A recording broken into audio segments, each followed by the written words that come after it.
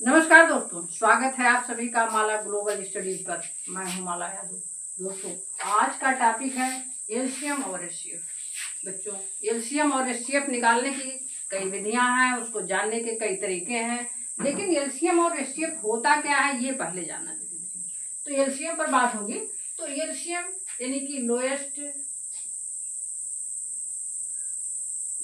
Common multiple.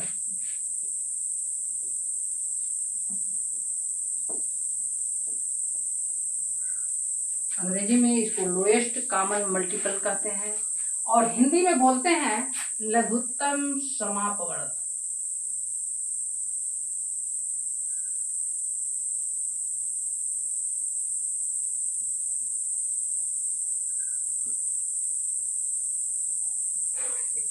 अभी LCM पर बात हो रही है। देखिए, लघुत्तम समापवर्त और महत्तम समापवर्तक ये दोनों दो चीजें होती हैं। लेकिन क्या होता है कि जब टीचर बताते हैं तो ये बिल्कुल क्लियर नहीं करते हैं कि क्या होता है समापवर्त और क्या होता है समापवर्तक। तो आज बात होगी, पहले मैं ये समझाऊंगी कि क्या होता है समापवर्त और क्या होता है समापवर्तक। तो देखिए, लघुत्तम समापवर्त, देखिए समापवर्त का मतलब होता है मल्टीपल।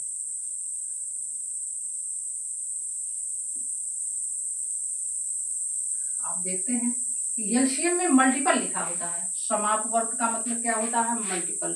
और मल्टीपल कैसा, मैं दो उदाहरण देकर के आपको बता रही हूँ कि क्या होता है लघुत्तम समापवर्त और क्या होता है महत्तम समापवर्तक। महत्तम समापवर्तक क्या होता है, देखिए लघुत्तम मल्टीपल क्या होता है, मैं 12 और 16 का एग्जाम्पल दे करके आपको बता रही हूँ कि क्या होता है मल्टीपल।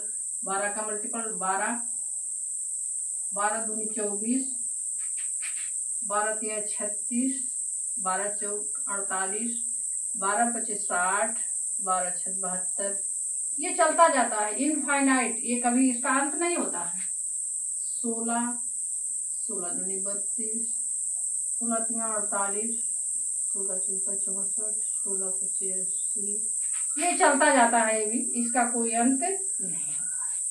तो क्या होता है एलसीएम, अगर 12 और 16 का आपको निकालना है तो आप देखिए 12 और 16 में ऐसी कौन सी छोटी सी संख्या है जो सब में मिल रही है। तो आप देखिए 48 जो है ये 12 और 16 में ऐसी छोटी से छोटी संख्या है जो सब में मिल रही है।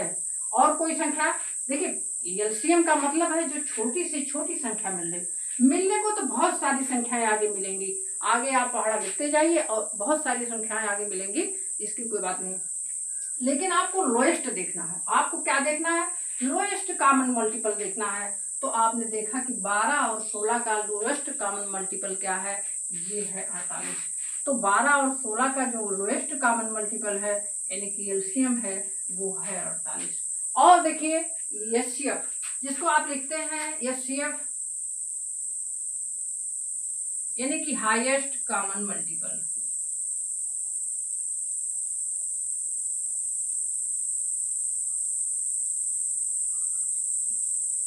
कॉमन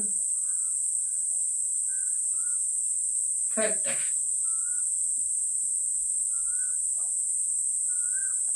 एचसीएफ यानी कि हाईएस्ट कॉमन फैक्टर।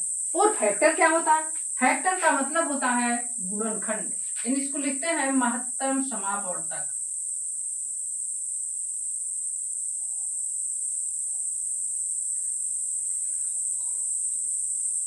देखिए महत्तम समापवर्तक क्या होता है, लघुत्तम समापवर्त का मतलब है कि सीधे सीधे इसको मान लीजिए कि किसी भी संख्या का गुणज।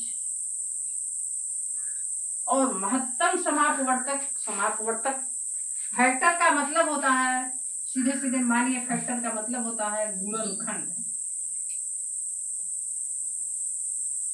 फैक्टर का क्या मतलब होता है, गुणनखंड।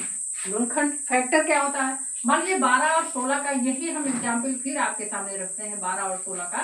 तो 12 का क्या फैक्टर होगा, तो 12 का फैक्टर 1 होगा, 2 होगा, 3 होगा, 4 होगा, 6 होगा और खुद 12 होगा। फिर 16 का हम देखते हैं आपको, 16 का कौन कौन सा होगा, तो 1 होगा, 2 होगा और तीन तीन नहीं होगा, 1 होगा, 2 होगा, 4 होगा और फिर 8 होगा और फिर 16 होगा।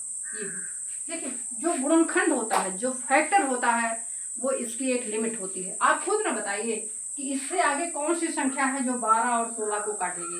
इसके आगे कोई संख्या नहीं है। तो इसके वजह क्या हुआ, देखिए ये तो एक ये भी काट रहा है, 1 से 12 और 16 इससे भी कट सकता है, 2 से भी कट सकता है, लेकिन आपको लेना है हाईएस्ट।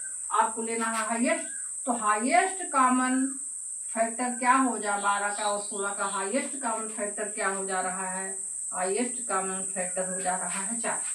तो अब आपको समझ में आ गया होगा कि क्या होता है मल्टीपल, यानी कि क्या होता है गुणज, और क्या होता है फैक्टर, यानी कि क्या होता है गुणनखंड। पहले एलसीएम और एचसीएफ को जानने से पहले इन चीजों को जान लेना बहुत जरूरी होता है, तभी आप आगे चल के बहुत क्लियर हर चीज को जान सकते हैं।